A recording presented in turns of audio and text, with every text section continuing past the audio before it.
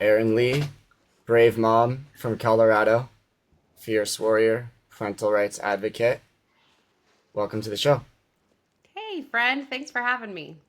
It's cool. Of course. Yeah, I'm so stoked to have you here. You've been doing such a great job exposing the craziness in Colorado. You guys are going kind of insane there, and we're seeing a lot of pushback from the people, which I'm thankful to see. Yeah. I don't Call me believe Rado. our rep. Yeah, Colorado. It already wasn't my favorite state, but that's a whole nother story. But Aaron, tell me about you. Tell me your Oh, gosh. backstory. Where'd you grow up? How'd you grow up? Oh, you know what's funny? No one's ever really asked me that in the thousands of interviews that I've done. I'm glad Um, to be the first. well, I'm a Midwestern kid. I grew up in Indiana. I went to college in Florida, met my husband there, and then we ran away and eloped when we were 21. When the day he graduated boot camp, we got married. I dropped him off that night and flew home. So I love we it. we were really young when we started our family too. We had our daughter at 22, and now have three kids, 16, 11, and 4. But we decided to move to Colorado, gosh, 2018, kind of on a whim. We didn't really understand even why. We just kind of picked a place and decided to go somewhere with seasons and ended up in Colorado and really thought that it would be like a kind of a purple state like Florida was. We were more kind of left leaning voters. I had been trained to be a public school teacher, that was my undergrad. And I was kind of a lefty leaning, typical millennial woman, white woman. And our whole world got turned upside down here in Colorado in 2021 when we sent our daughter off to school on just any regular Tuesday. And nothing has been the same ever since. Yeah, I mean, so tell me, did you always want kids? And do you think there's anything better in the world than having kids? Oh my gosh, I love that question. I didn't know that I wanted kids, and our daughter was not planned. Again, we were 21 years old when we found out about her. But my husband was really excited, and my parents were excited for me, and then it just changed my whole life. I mean, I became a mom at 22 years old. I hadn't even graduated college yet. None of my friends were even married yet. I had never held a baby when they brought me my daughter. That was scary. I'd never even held a kid before, but it changed my whole life. And no, there's nothing in the whole world that even holds a candle to being a parent. And as my life has kind of publicly played out, I would do anything for my kids. I would go to the ends of the earth to protect my kids. It's just instinctual, and nothing is better. It's so beautiful. I love that you did it and you did it young and it opened up your heart. I feel like when I had Sawyer, it opened up my heart to an amount of love I didn't even know I was capable of. It just, being a dad transcends everything in the world I thought was cool before, whether it was music or snowboarding. It's just a million times better than all the coolest things in the world. Just being a parent's everything. It's the most meaningful thing you can do. So, Oh, three you're such kids, a you're good doing great. dad. You're such a good dad. And it makes everything more fun. Thank you. Like skiing is more Yeah, fun with my kids. Trips is more fun with my kids. They teach me things every day. It's not just me teaching them. I mean, they just make everything better. You look back, now that you have Sawyer, and it's like, what was life even like before this? Like there was never this much joy in even doing just little things. totally. And it's like I feel like there's this idea sometimes in society where that kids hold you back or make your life more boring or something, but as you just said, it doesn't. It's like just more joy, more meaning, more love, more happiness all the time. They just get to do everything with you and you get to help them learn and grow. And it's just such a wonderful thing. And I've noticed too, even friends of mine and siblings and stuff, they have kids and you don't know whether someone's gonna like be a great parent or how they're gonna be as a parent. But then when you watch them, it seems like almost everyone just innately, naturally is able to just be silly and loving and affectionate. And it's just such a wonderful thing to see. Yeah, I think most parents are inherently good.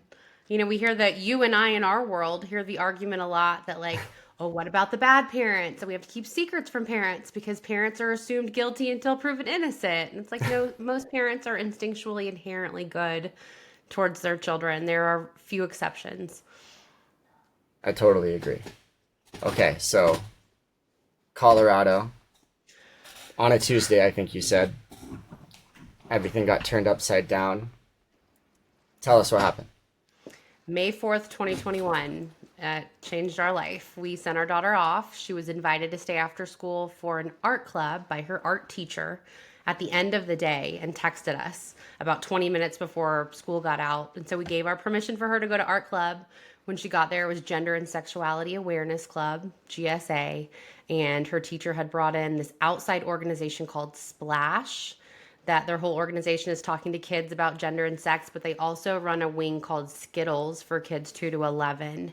And it was truly a predator who runs this organization. She told my daughter, if you're not completely comfortable in your body, that means you're transgender.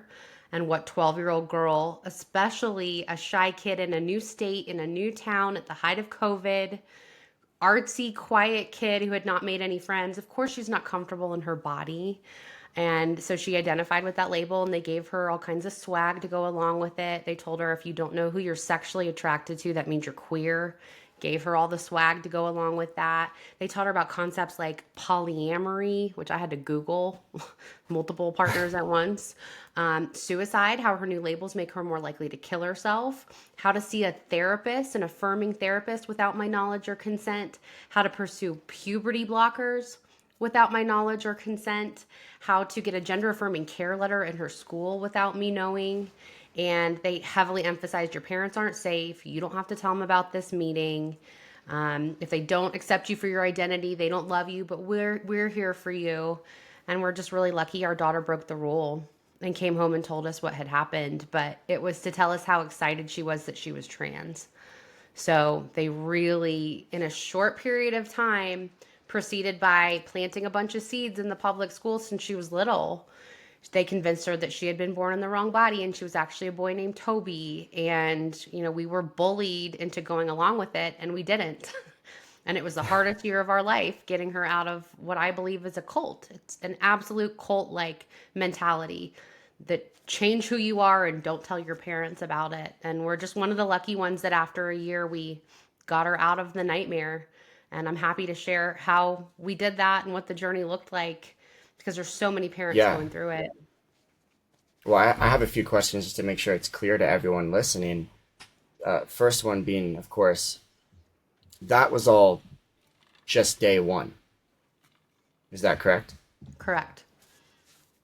Yep. Day one, they 90 told her minute meeting. that, and to convince her she's trans, she's at risk of suicide, she should keep secrets from you. All this weird polyamory, all that stuff happens day one to kids, presumably all across the country. Oh yeah. Because it's so insane that normal people that aren't in this sort of realm and fight don't believe it and can't comprehend it because they think that it's so insane that that could never happen. So I'm curious what you think about, when people say things like that. Well, there's a total lack of knowledge problem. I think most people just don't know that it's happening because parents like us are few and far between that will talk about it. But there's a lot of willful ignorance too. Parents who are like, I'm in Nebraska, that doesn't happen here, or not in my kid's school, or, my kid's strong enough to withstand that kind of thing. And I'm sure you've learned as well that there are thousands and thousands of kids across the country of every shape, size, makeup, conservative states, blue states, doesn't matter. This is happening everywhere because our school systems are broken. And our teachers have been taught that this is the right thing to do. Most of them aren't acting with ill will. They're just doing what they believe is right, what they're trained to do, what the policy requires them to do. And so it's a super pervasive issue, and no one is immune from it. I get that No a one's lot. immune. That No didn't one's happen. safe. No matter how red of a state you're in, you're not safe. It's everywhere. Yeah. Okay. So then, Erin, how did you and your husband, your family, get the courage, the wisdom to not go along with the idea that she was transgender?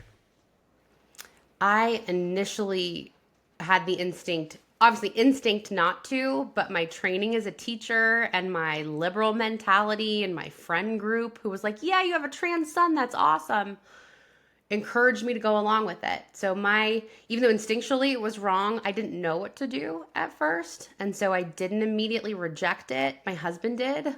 My husband was like, absolutely not. That's not a thing. I've never seen I'm any glad. sign of this before in my life. I'm not calling her Toby, and she's never going back to that school ever again. And that was step one. It was like, first of all, we came together as a couple, and it was like, okay, we're unified in this. We're going to get her through this together. We didn't put her back in the school. And in doing that, they Like the involved very next day. Like the she didn't very go next, next day to school. never again. And we called the principal. My husband called the principal, like, what the hell has happened here? Who is this woman who had access to my child? Why was this happening in secret? And they confirmed it was a confidential meeting. They said they have to provide a safe space for kids. So like essentially a safe space from their parents. They confirmed this was a secret club meeting. You weren't supposed to know about it. Right off the bat, like they weren't remorseful. They just doubled down right off the bat. Then 3 days after, they involved Child Protective Services for a well child check because we did not put Whoa. her back in the school and didn't agree with what they were doing. So they like put us in this position, harmed our kid, and then attacked us for not being okay with it.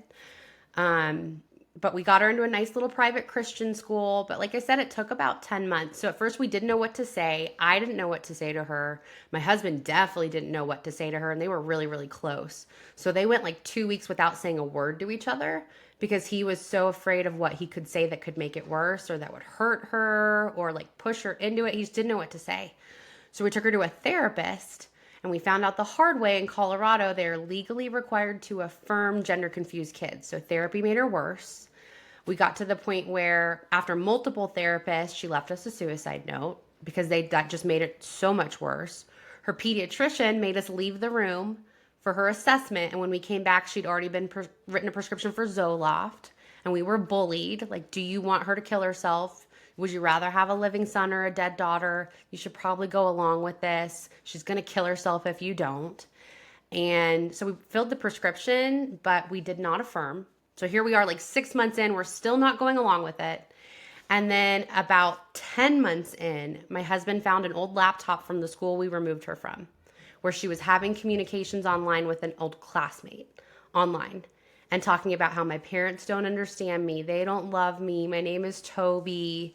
They won't respect my new name and pronouns. And my husband was pissed and he sat her down kind of out of anger and was like, what is this? Do you really think I don't support you? Do you think I don't love you? You want to go take you to cut your hair tomorrow? Let's shave your head. We'll call you Toby. We'll buy you all the boys' clothes. We'll just go along with it. Is that what you want? And she kind of broke down and was like, no, I don't want to do this anymore. I'm done. I don't want to do it anymore. And it's like she was waiting for us to give her an out. Like she'd finally reached the point where she just wanted us to give her an off ramp from all of this. And that was the moment that she turned around pretty quickly, actually, and started to really realize how she'd been taken advantage of. She was lied to. These adults promised her things that never happened. She was sold a lie that she would be happier. She only got more sad. And she really quickly turned around. And now 4 years later, is on the other side and has started to tell her own story to help other kids. Well, it's just remarkable that you guys are able to navigate that and get through that and have her be happy with who she really is. It's so beautiful. I'm so proud of you. I'm so thankful to even know you. Um, I You're one of guess, the lucky so ones. first of all, yeah, I feel the same way. I feel extremely grateful because I know a lot of kids unfortunately get pushed into this and they're not mature enough to, make decisions like this. But so how old was she again at the time of this? She had just turned 12 and like a 12. really innocent 12. That's such a range for kids. She was still sleeping with a teddy bear and like ordering mac and cheese when we went to a restaurant from the kids menu and like playing dolls with her friends. I mean, she was a really innocent 12 and moving in COVID just kind of sheltered her further. So very innocent, barely 12. Wow. And so what happened with CPS? You said that they got involved. What does that mean? How did that look?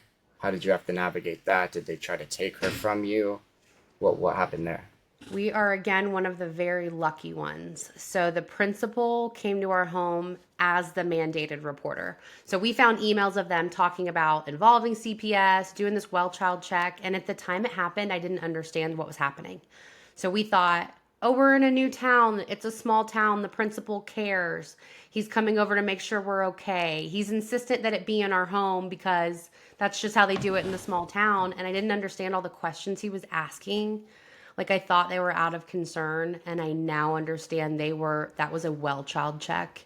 And we're just lucky that he was like the stopgap that didn't let it go further into a formal investigation, because I know so many families who have had that happen to them. So we really evaded the worst case scenario because we had the right person come into our home. So it was just the one visit, and that was it. Yeah, by a conservative Christian Okay. man, as we would come to find out, who was just put in a really hard position as the principal. That's that's wild, honestly. But thank God that that's who came for you. My story is similar. I feel like it was just a Really. miracle, the CPS worker I got in my Ugh. case. You look back on it now once you've met all the other families who've been through this, and you go, wow, like that was the moment our story could have been completely different. If a different Yeah. person had knocked on my door and I let them in, this all could have gone so differently, because in Colorado, just like in California, that's common practice. Like if a parent will not affirm their child's gender confusion, that's cause for the system to remove them from you and the courts to use that in custody hearings, and that's already practice. And we were just that close from what I call the classroom to clinic pipeline. Like we took her off of that conveyor belt before it got too far. Yeah. It's scary. I think it's crazy how that's gotten so deep into the roots of all the, CPS, the Systems. government, the schools, everything. Yep. Everyone's against us, it feels like. And when you're in that Yeah. desperate moment, I don't know about you, but I'm like, I'm going to go to the school and they're going to be apologetic. That didn't happen. I'm going to go to the police and they're going to help me. That didn't happen.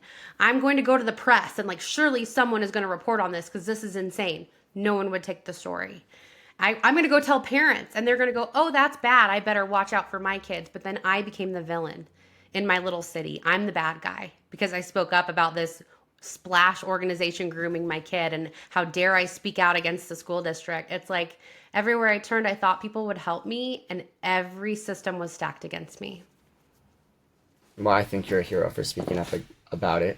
And Thank you. I notice, at least for me, and I live in California in the Bay Area, it seems like everybody I meet, every parent at the park, every person, every friend of mine, they all think that the idea of transing kids, guys and girls sports, but transing kids in particular is just absolute lunacy. They'll tell me like, "Oh, I'm like a lifelong Democrat," but yeah, the whole trans thing is just out of hand. It's ridiculous. Like there's kids at my son's school, and it's in all the schools. They have kids pretending they're transgender. And it just seems to me like the people are fed up with it. They know it's not right. Many of them are too scared to speak up. We really just need to keep speaking up and getting more and more people. Courage is contagious, and we'll end this. I believe that we're gonna end this. Yeah. Just have to talk about it. Whenever I do like an interview and people say, what do you want parents to know? What can they do to fix this? I'm like, just talk about it. Just go to your own little sphere of influence, your school groups, your family, church, whatever. Just we suffer from a lack of knowledge, and we suffer from willful ignorance. Like I mentioned, people who think it can't happen to them. So if we all just talk about it, we find that we pretty much agree on this issue, that some have said 80-20. I think it's more of a 90-10 issue. People are just afraid to say so, that most people do not agree with all of the components of gender ideology: men and girls spaces, kids being transitioned behind parents' backs, kids being mutilated under the age of 18. Most people don't agree with that. I concur. It's a 90-10, and it's evil and it's wrong, and you're doing a great job to help fight to stop it. But I'd love to hear about how your state in particular is trying to push it more and more forward just ever so recently. Well, it's funny because you showed up to testify when I had 24 hours notice. So I should preface by saying Colorado has passed insane bills since 2019. So we got a new governor in 2018 named Jared Polis. He's like Gavin Newsom on steroids because he claims to be a Really? libertarian in public. And even people like Dana Perino on Fox News praise him as a good moderate. He's not. He's a radical leftist socialist who is the puppet master of the most egregious bills and moves that you could ever see in a blue state. But he hides behind this like libertarian mask. So people should know Jared Polis is a radical socialist like Gavin Newsom and Pritzker. He's right up there in that category. And he's passed all kinds of laws. He lowered the age of healthcare consent to 12. He mandated that you must affirm gender confused kids. They mandated the teaching of lesbian, gay, bisexual, transgender, and queer into first grade social studies standards. So it's now required for children to pass first grade that they've been taught about LGBTQ in first grade civics and history class. They mandated that all foster families must affirm gender confused kids. They mandated that teachers must transition kids, even if it's a 5-year-old who changes their gender every day. And now this year, they dropped 3 crazy bills all at once. One's a trans trafficking bill, Senate Bill 129, that basically makes us an impenetrable, like, no one can get in to the state of Colorado to hold any doctors accountable. No subpoena from a medical board, the federal government, other state laws, other custody agreements. Nothing can be applied here in the state of Colorado. Doctors are untouchable. And they took testosterone off of the data tracking record, so testosterone prescriptions will be secret. But Bill 1312 is what caused the craziest uproar. And like, honestly, thank God it's been a gift, because we've been living under radical insanity since 2019 and no one has been paying attention to Colorado. They pay attention to California. I get it. Like, California's really bad, but I've been over here like, guys, Colorado's just as bad. Please pay attention. They just keep passing these laws. They're not constitutional. Like, someone send help. And 1312 was the gift that we were all waiting for, and now the whole world is watching. And I call that bill the trans your kid or the state will take them, and call that man or woman or the state will come after you bill, because it compels the speech. Everyone in Colorado must call people whatever they want to be called. Even if it's a man that walks in and says, I'm a woman, you must call him a woman, or the state will come after you like they did Jack the Cake Baker. And it defines not calling your child whatever they want to be called as coercive control. It's a form of abuse. It's akin to like sexually manipulating children. Like, manipulating children into prostitution is also coercive control. And it gives the courts license to take your custody away of your kids. And I know I've introduced some of these dads to you. We have a lot of dads here in the state of Colorado who've already experienced this. Like, it's already practice because of all these the court system and CPS and family court. And they were just trying to codify that into law with House Bill 1312, and it did pass. It now sits on the governor's desk awaiting signature, and he'll sign it. And so you showed me a book earlier. It was kind of about how to flip a state blue, essentially. Yeah. I wonder, since you're bringing up your governor, was that part of the blueprint? Is part of the blueprint to act like you're moderate or libertarian or conservative or something, to then get in and thus be able to trick manipulate the whole state? It's actually not. I recommend everyone read this book. I read it on one flight, and I'm not a fast reader, so it's very short, easy read. But it's how 4 billionaires flipped Colorado. We used to be a red state before I moved here. It was like a red cowboy state, and then it started to turn purple, and now it is as radical far left as you can go. And I voted for the governor. Again, I was a left-leaning voter, and before everything happened to me, I was fooled by this idea that he was a moderate like me. I now understand just how wrong I am after reading this book. It's just him and 3 billionaires who pooled their money together and just really strategically flipped the right seats. And they utilized all kinds of sketchy processes. The teachers union was their headquarters where they would meet. But 2 of the other 4 billionaires are Pat Stryker and Tim Gill, who are 2 of the leading funders of transgenderism globally. Pat Stryker owns a medical device company, or is an heir to a medical device company. She's a billionaire, and she lives down the road from me. And so she owns this area. She just continues to funnel her money into the school districts, the school board races, state legislative seats, and they just have a stranglehold on this state. You said you used to lean left a little bit, and that you also had some former training as a teacher. I was curious, on this training you had as a teacher, did you have to learn about gender insanity at all? Date myself, but I started college in early 2000s in the state of Florida, which is a pretty conservative state. And I wasn't Those are like the golden days.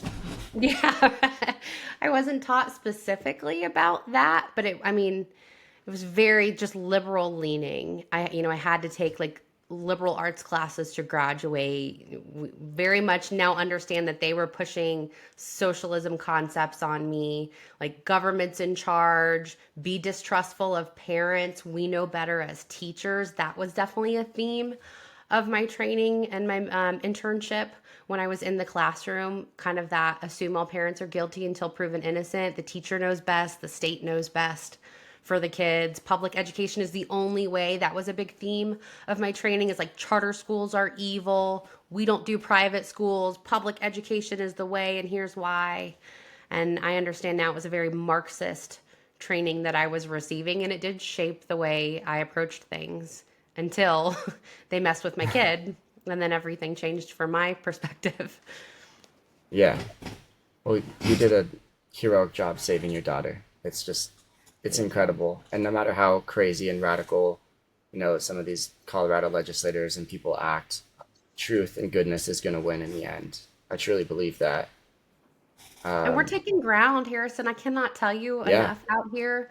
When you see all the grassroots coalitions, I call us accidental activists that like didn't want to be doing this, but then we all found ourselves a lot of us met at the Capitol protesting these bills for the last 6 years that we bump into each other and we're like, oh, you just started an organization? I just started an organization. We should get together. And we've got like Colorado Parent Advocacy Network and Gays Against Groomers and Grandparents for Kids and Christian Home Educators of Colorado, and the Catholic Church is part of our coalition, and just so many grassroots movements kind of came together and built this huge coalition of people who really like each other and enjoy being in the trenches fighting together. And it, as much as I hate that this is my life, that I have to fight crazy unconstitutional legislation, I have this whole grassroots army of people who are in the trenches with me. And that's the reason we are taking ground in Colorado. Like, not all hope is not lost. We're in a really bad state right now in Colorado, but we're not winning all the battles, but we're taking ground, and I do think we'll win the war here. We will. It's totally the battle of our lifetime, to protect kids. There's like this attack war on children right now, and it's remarkable how, like you're saying, when you start fighting and standing up for what you believe and going to the Capitol, you start to intertwine and meet, like you and me, but all of these just incredible people, and they're just some of the most like amazing people you've ever met in your life. And yeah, we're really starting a movement just to protect the kids, and I love it. Yeah. And encouraging more people to speak out. Like when I went public, gosh, beginning of 2022 is when I went really public. And I was the only one, and it was really scary to be out on the ledge and have taken so many arrows. And it's heartbreaking that there's so many other families, but I'm encouraged by the fact that there's now like 10 outspoken families in my state who are doing news interviews and showing up at the Capitol and just really making a difference here. We're not alone. We just continue to grow in numbers. Yeah. Okay, so Colorado's pushing it through. The governor's likely to sign it. What do you think about Trump's executive orders Good question. regarding things like children being mutilated in men and women's sports? I was an anti-Trumper the first go around because Whoa. I watched CNN and The View before everything happened to me. And so I'm so much trying to make up for the error of my ways for what I did. Now I'm a huge Trump fan. Like, he's doing everything that I voted for. He's bringing the hammer down on gender ideology. He invited our friend January Littlejohn to sit in the box at the State of the So Union. cool. Like, and with Peyton McNabb, like I love everything that he's doing, but the problem is that he's only got the power of the federal purse strings. And so he's doing everything within his power when it comes to federal funding, comply or we'll withhold it.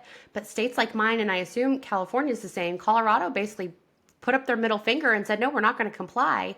And we don't have to, because less than 10% of our budget for our school systems comes from the federal government. We are, and that's true across the board in all states. We are primarily state and local funded. And they basically just said, go ahead, remove your funding. We'll just put that burden on the taxpayers to make up the difference, and we'll continue to do whatever we want to do. So it enables systems in red states to take some control back.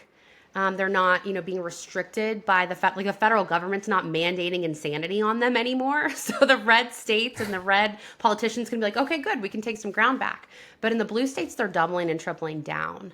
And so I tell parents all the time, like, yes, Trump's doing amazing things at the federal level, but in your states and in your communities, you had better continue to show up and fight. The fight is not over. In fact, for states like California and Colorado, it's going to get harder before it gets better. And so we have got to really keep our foot on the gas and continue to use the momentum that Trump's giving us at the federal level to fight back in these radically blue states. Yeah, we tried to pass a ballot initiative last year, to ban these exact things, men and women's sports, secrets from parents, mutilating kids. We weren't able to pass it. I'm hoping we try it again and we can do it this time. I don't understand how Congress isn't attempting to pass laws to make it federally illegal. I know they would need a 2/3 vote, which they probably can't obtain, but I just want to see them try harder. I believe Marjorie Taylor Greene had a Protect Children's Innocence bill that looked pretty solid, and it would be so miraculous if something like that could pass. I don't know how we could get to some of the more moderate Dems to vote yes on something like that, but and I'm curious also to see what happens in some of the Supreme Court cases like the Scarametti one. Yeah, that's going to be big. Well, in Tuberville, I think ran a really good girls sports protection. And I think that all just comes down to culture change. I don't know about you, but I've had a lot of people ask me to run for office. And I'm always like, nope, I don't really want to be a politician right now. I exist in the culture realm, which influences politics. And if we continue to push on the culture and push that Overton window and say, really, this is a 90-10 issue, and get everyone to talk about it and normalize conversation around the opposition to gender ideology, then I think we can influence politicians to do it. It's not going to be on a one-on-one basis. It's going to be by a total cultural shift, which is happening. And Trump and his executive orders have a big part to play in that.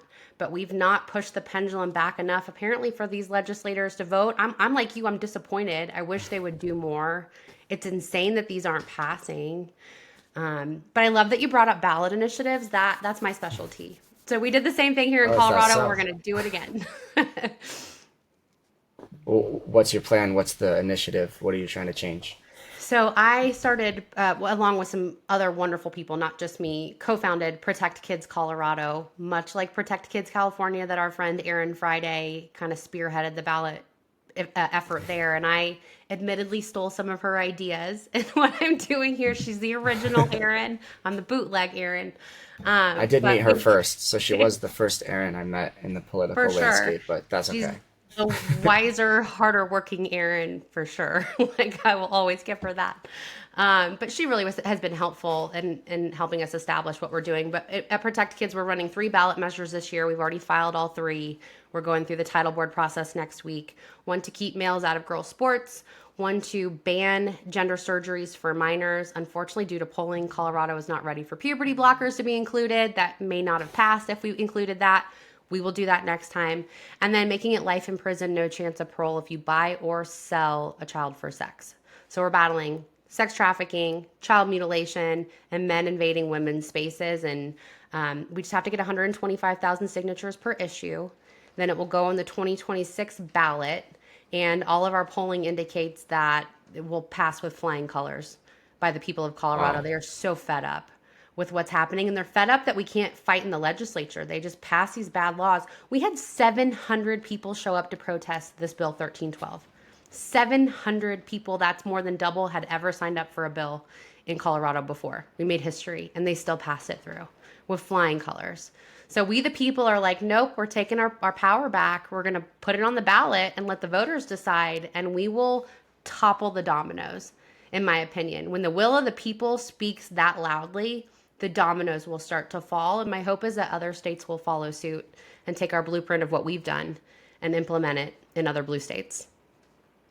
Yeah, it really sounds like ballot initiatives are the way forward, especially for these blue states, these crazy states like California and Colorado. So in Colorado, when you get the signatures, then it goes on the ballot and it passes, is there nothing that the governor and or legislator could do to sort of veto that? Good question. So there's two kinds of ballot initiatives, and I should point out there's only 27 states that have this process. A lot of the original colonies and the eastern states don't have this process. It's the newer western states that do. So not every state has the option, but I encourage people in those 27 states to take advantage. So there's two kinds. There's statutory initiatives and there's constitutional. And constitutional is a higher bar to pass. You have to get more signatures. It's harder to do, but it changes the state constitution and legislators can't undo it. And then there's statutory initiatives, which legislators could undo, and they usually do bit by bit. We're attempting statutory this time around. But what we've learned is that they usually will not overturn the will of the people. That it is not popular to go in the next session and try to undo what the people have just done. That is grounds for losing your seat in the legislature. So it's not typical for them to try. But yes, they can undo what we're doing. And I dare them. I love it.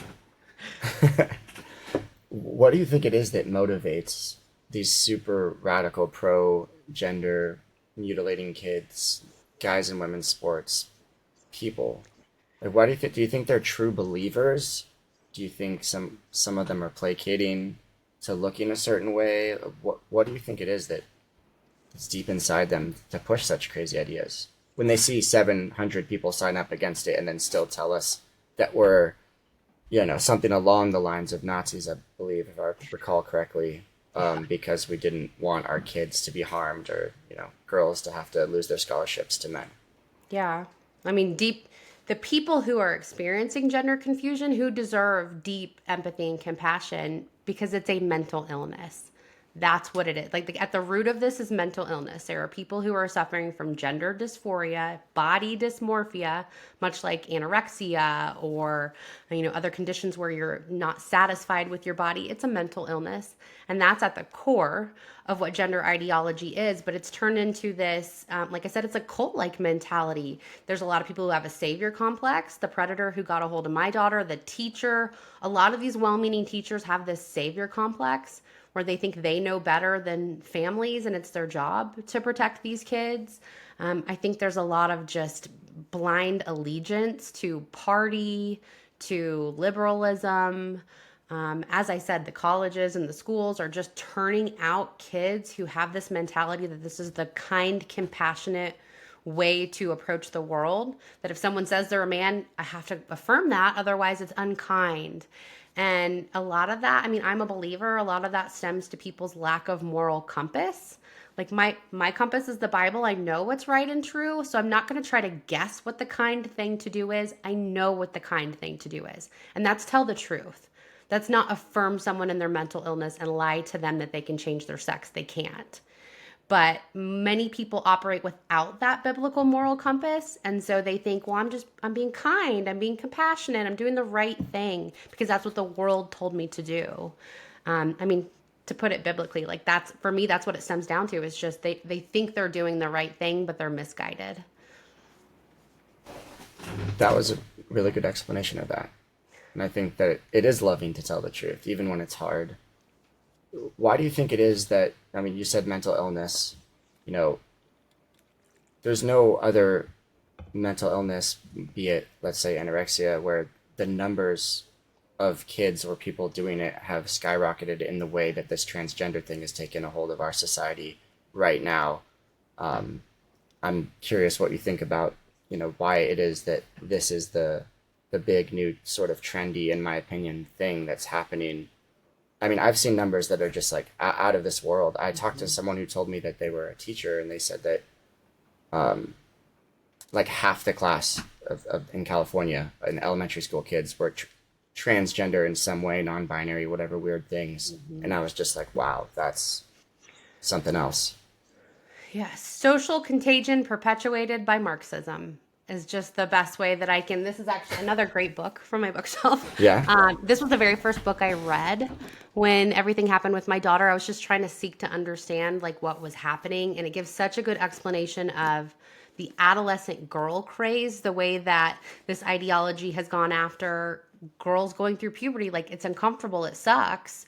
But the difference between when it happened to me and when what's happening now is that the teachers are perpetuating it. That there's activists in the classroom, and it's kind of a social contagion that's swept.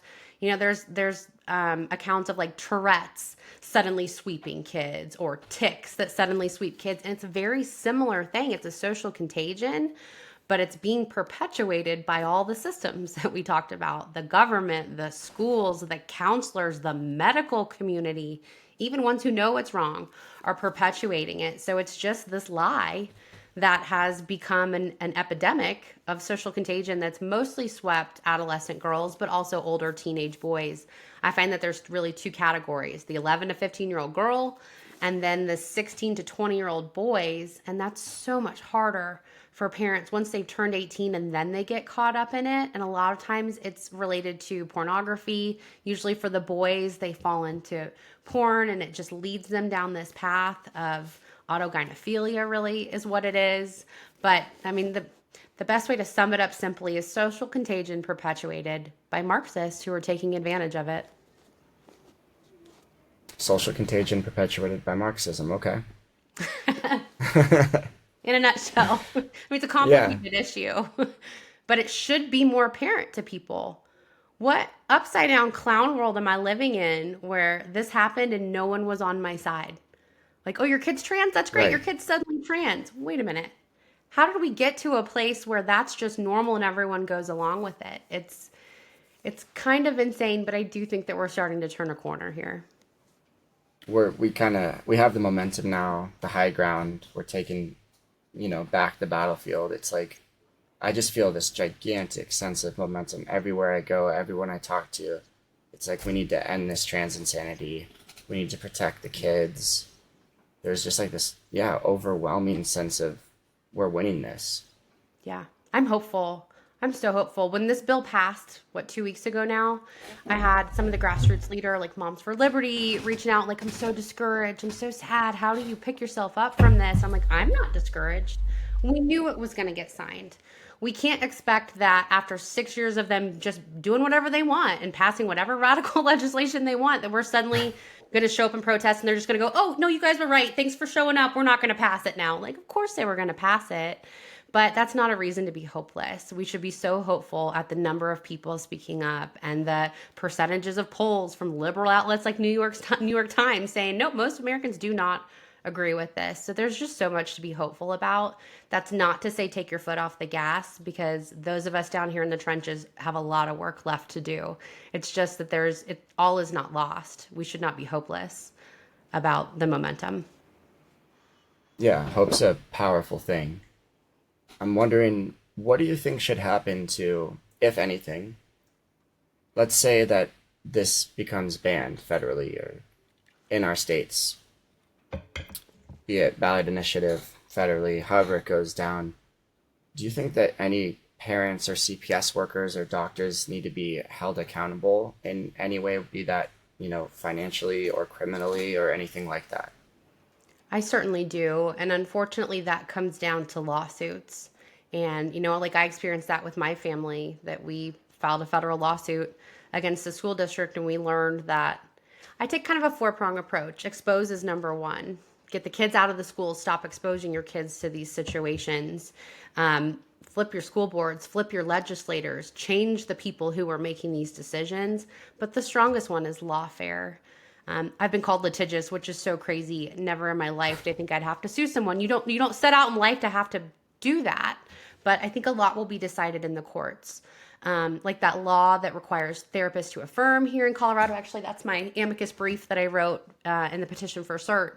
And it was taken up by the Supreme Court. And I think it will be struck down. And so even this law 1312, I think as soon as the governor signs it, lawsuits will fly and eventually it will be overturned. Unfortunately, that takes like 5 to 6 years to get to the Supreme Court. But I mean, look at like the Roe v. Wade movement. Those people fought for 40, 50 years to overturn it. And then it ultimately was decided in the courts. And I think when the trans issue, when it comes to like school secrecy and the harm that was caused to these detransitioners, we have got to extend the statute of limitations. If there's one bill that can get passed in every single state or federally, to me, it's extending the statute of limitations, because these kids are being hurt at crazy rapid rates, and they have got to be able to personally hold these doctors accountable for the harm that was knowingly caused to them. So, yes, I don't think criminally that's possible, but I do think that the lawsuits need to fly against the people who are harming so many others with gender ideology. I would definitely like to see some lawsuits go down. Supreme Court making some rulings. I think back to the Nuremberg trials from World War II, and they held doctors accountable for doing things. One of the things that they took most seriously in those trials, from my limited understanding, was when the doctors had sterilized someone. And the reason that would, be interesting in this case is because we're having children literally be sterilized oftentimes because of this. And if the whole world came together, almost the whole world, to decide that something like that is so cruel and unusual that these doctors should be held accountable, and then yet here we are. I just heard a live action undercover pretended they were 15 or 16-year-old, called Planned Parenthood. They told them they would give them testosterone same day, just with a Zoom or phone call, without telling their parents, no problem. Yeah. This is the biggest medical scandal of our time. To me, a lot of people have said it's similar to lobotomies. We look back and frown on that now. I think it's worse. Like you said, we're sterilizing children. In the state of Colorado, the Medicaid website recommends puberty blockers at age 8. So we, the taxpayers, are actually paying for children to be transitioned at 8. I think California at least pretends that they wait till 11, if I'm not mistaken. Wow. No, it's Tanner stage 2 here, which starts at age Which could 8. be different for different kids, but wow. Right. So it's the biggest 8. medical scandal of our time, and people are going to have to, there will be a reckoning, even if it's just the court of public opinion, like who vocally supported this and who vocally stood against it. Kind of like you said with the Nuremberg trials. And I like the analogy because this is Mengele-like medicine. Like there are doctors like Joanna Olson Kennedy who are knowingly harming children's bodies. And they've even said openly that they know that it's not helping, it's harming. And people like that should be held accountable. People like Mengele need to be held accountable. But I think everyone will be held accountable in the court of public opinion. When we bring down gender ideology, we're going to look back and go, which side were you on? You saw the evil and you chose not to say anything about it. That makes you complicit in this whole issue. And isn't it so weird when people call you brave? I'm sure you get it too. Like, you're so brave. I'm like, no, I just tell the truth. No, I was just like put in a position where it was like, don't say anything or expose all the evil that you now know exists. And I couldn't not say anything. But most people, Erin, are too afraid to say anything. They are scared to be judged. They're scared to be canceled, fired. It's true. Most people are too scared. More and more people are starting to. That's why, people like you are so important to keep encouraging others to do the same. And we need it. But something about just lawfare, it just doesn't feel enough, like it's enough to me. And I'm not saying I have the answer necessarily. It's just like, we're talking about making it that a kid can never be the same again, can possibly never have children. A parent, it's very common in custody battles, and whether it be CPS or just another parent opposing them from a divorce or something, that these people are losing years with their children. I mean, we know dads that don't even get to see their kids because they haven't gone along with gender ideology. Even parents that are together where CPS takes the kid from both of them. I don't know that any sort of financial gain comes close. That not that it's not better than nothing, because it is, but that would in any way make up for it. I mean, I can tell you, I didn't get to see Sawyer for 15 months, plus like 4 in his mom's belly. And like that time's just not something you could get back or that you would trade. There's just no amount of money you would trade. Like, we talked about how much we love our kids and how it's just the best thing ever. And we're taking that from parents. We're taking that from children. I mean, it's just insane. Yeah. I was actually talking to Brandon Showalter at Christian Post about... He's great. Oh, I love him. Well, he's about to put out an expose on siblings and how they've been impacted by the people who are transitioning. It really got me thinking, like, oh wow, there was a whole year of my life where my whole family didn't have me. Like I had a newborn baby when my child was transitioned, and he didn't get the best version of his mom. My middle son, I was an emotional wreck. I was a shell of a human being while I was literally fighting to keep my daughter alive and save her from a cold. And there was that whole year of our lives where we'll never get that back. My kids will never get that time back with their parents. So I get it. Like you're right. So many people are being robbed, and you're preaching to the choir here because my daughter's groomer, this splash lady, is still out there grooming kids, transitioning kids, trafficking girls. We have girls still missing in my community since 2023 that the police have told me they Wow. know she trafficked, and it all started in the classroom in the neighboring school district. I've talked to dads who luckily got their daughters back, but they're ruined. Like their kids are wrecked by this woman trafficking them out of their home and utilizing the CPS system to weaponize against parents who won't affirm. And I haven't stopped her. Like every time a parent calls me and goes, "Oh, this woman hurt your child, they hurt my child too. What do we do?" And I'm like, I don't know. I don't know what else to do at this point. The police won't help. The school won't stop her. The state won't stop her. The lawsuit was dismissed. Like, what do we, I don't know. I'm at a loss. So it's frustrating, and I agree. People like her should be behind bars for the rest of her life. She should not be out here hurting more children. And sometimes I feel powerless to stop it. And I hope that everyone is held accountable. Again, my faith allows me to understand that I may not live to see that, that she will be judged. These people will be judged, and maybe it's not my vengeance to take. And so I'm able to take solace in that. I know people who don't share my faith, it's harder because you don't see the results in the earth. But I hold on. My faith has held us really strong as a family, knowing that it'll all be handled in the end. And all I can do is continue to push here and try to protect more kids from going through it. And I think that you and I are doing that by educating other parents about what's happening. Well, I think it's fantastic that you're so rooted in faith and that keeps you, optimistic. I love it. I think having an optimistic outlook just improves your life immensely. You really can manifest things with the way you talk about them, see them, envision them. Do you have any more information about Splash or Skittle or what to do if CPS comes to your house for That's a parents? good one. Well, my number one advice is always don't put your kids in public school because silly me, I didn't understand these organizations had unfettered access to our kids. Like I didn't know Splash existed until Splash had already taken the innocence of my child. So don't put your kids in public But Aaron, school. I went to public school and and I'm normal, and I Same. maybe my kid would be weird or socially awkward if I didn't do that.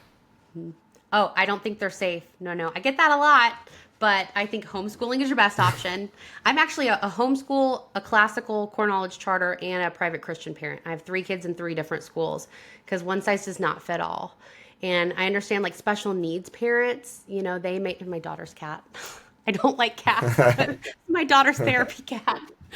Um, she got that right after the art club. That helped her get through her life, her difficult situation. But I think parents need to take their authority back. Don't give your authority to the state. It's not up to the state to educate your kids. And when this country was founded, education was not supposed to be public. That's not how our founding fathers envisioned it. And I don't think our founding fathers could have ever fathomed that they needed to put parental rights into the Constitution because those are God given and alienable rights as described in the Yeah. Constitution. And I just don't think they fathomed that they would ever be under attack in the way that they are. But parents need to stop giving their authority away to the state. Homeschool, charter school, private school. Don't put them in a situation where this can happen. But if you do, be involved. Open every book that comes home. Ask a lot of questions. Send emails all the time so your teacher knows you're in their business, you're there, you're watching what's happening. Just be really, really involved. Parents have got to pay more attention. And guilty. I wasn't paying attention, and now I understand what can happen in the school. So these NGOs especially know what non-government organizations have access to the school because I didn't know that this was a thing. And Splash is still out there. They're still promoted by the school. They have a physical space now. They have a homeless youth program. They hold like Disney movie nights, and they have now an art club, they call it, to mock me. And I just think Really? parents, yeah, they call it the art for 12 to 30-year-olds in their physical space. And I'm sure there's not even art that happens because there was no art in my daughter's art club. But parents just need to be aware on what's going on and don't give your authority away. Keep your kids close if you can. Got to be vigilant, pay attention, be involved, talk to your kids. Yes. There was another And question. It was a good question, and I had a good answer, but I forgot what oh, it it was. was what to do if CPS comes to your door, which I could Yes, answer as right. well, but I'd love to hear what you have I to say. didn't know this. You don't let them in without a warrant. You just don't. Unless there's a police officer there with a warrant, CPS does not come in your home. And if they do try to attack you, there's an organization called the Pacific Justice Institute out of California, Brad Dacus. Look up PCI, and they have a 24/7 phone number where if CPS is at your door, you can call them for legal support. Pacific Justice, love it. I mean, I can tell you, I had experience with CPS, and they will even not just, try to get in without a warrant. They will trick you, they will lie to you. For example, they'll tell you, like, oh, don't worry, we want to just talk to you guys. We won't talk to the kid without you there. I remember asking that exact question. And then as we're talking, they're like, oh, can I talk to Sawyer alone, please? And it was just insanity. And it's just, how are they trying to trick parents and lie to them? Well, it's how they're I trained. wasn't, in my case, I wasn't even being investigated. Like, it was, his mom. So, and yet they still were trying to do things like that, even as the safe parent. But hopefully we can get a better system going than what we have now. Well, it's weird. I don't know about you, but like I operate from a place of good intent. So I like my toxic trait is that I assume the best in everybody all the time.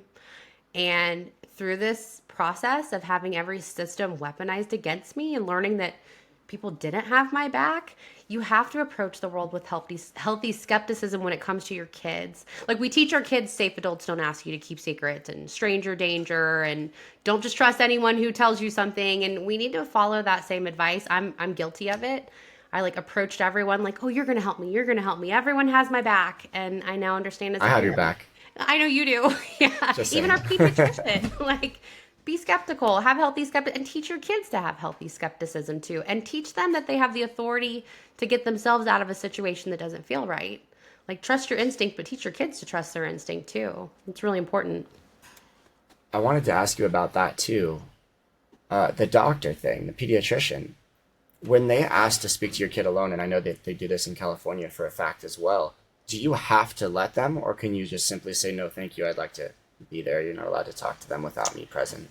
At age 12, they do have, that's a law. That's one of the crazy laws that they've passed here that lowered the age of healthcare consent to 12. So I don't have the authority to say that I'm not going to allow you to talk to them alone. So if you said that, they'd be calling the cops or CPS or something. If you're like, then me and my kid are leaving, or Correct. that's, I feel like that's another thing just that would blow people's mind if they knew it. Well, and I didn't know it until all these laws, until I was faced Yeah. with them. And then I went, wait a minute, what? No, I'm not leaving the room. I have to leave the room. It just, you don't think about it until you're in that position. But it's clear that these laws were designed to attack families like mine, to make sure that kids who get gender confused say gender confused, are not able to be helped through it. So, yeah, parents should probably be more well versed on the laws in their state and what can affect them. I wasn't. And it's hard. They pass so many here. Like, how do you even keep up? But I guess, Yeah. bottom line, healthy skepticism. Ask questions, say no. Do your research before you take your kid to a doctor or a therapist. And we were just talking about bad therapy. I don't think therapy is always the answer, especially when it comes to mental health distress over your sex. That is something that can be worked out at home. Yeah, and you've proved that. I think people have just been conditioned to be so trusting of schools and doctors and therapists, and we can't be so trusting anymore. And I think anyone listening to this that's maybe considering finally saying what they believe for the first time, don't be like me and Erin or Riley Gaines, these people you hear speaking up. We all waited until we absolutely had to. You want to talk about bravery? Bravery is going to be you don't even have a kid, you're not even in this situation, and yet you're speaking up about it, fighting with all your might because you know it's the right thing to do. Yep. And this is the moment in time that we're doing this and that we're saving the kids. And it's really going to be something that we're going to look back on in history, and you're going to look your kids, grandkids in the eyes. What did you do at this time when they were mutilating kids? Yeah. I agree. Which side are you going to be on? Like I said, the public reckoning. Court of public opinion is going to look back and go, you knew about this. Did you speak up? Which side were you on? I And we always all want to have be a able to look. role. Like, not all Yeah. of us are going to be the one with a microphone. I don't know about you. Like, I didn't expect to be the person who gets handed a microphone and gets on a stage. That's weird. That was never, Yeah, that's it's not on my super weird. bingo card for life. But I stepped into it. But then I also have people who support me who are the researchers. And there's the ones who make the phone calls. And there's the ones who, like schedule the venue and coordinate the events for us. And like everyone's going to have a role. Not everyone's going to be comfortable being really vocal. But also, speaking up doesn't mean getting on a stage. It just means talk to your friend, talk to your child, talk to your parents, start conversations with people around you. Doesn't mean you have to get a bullhorn and yell it from the rooftops. I would prefer if you do, that would be very helpful for our cause. But like we have different personalities. Play up to the strengths that you have and join these grassroots coalitions and do your part, whatever that is.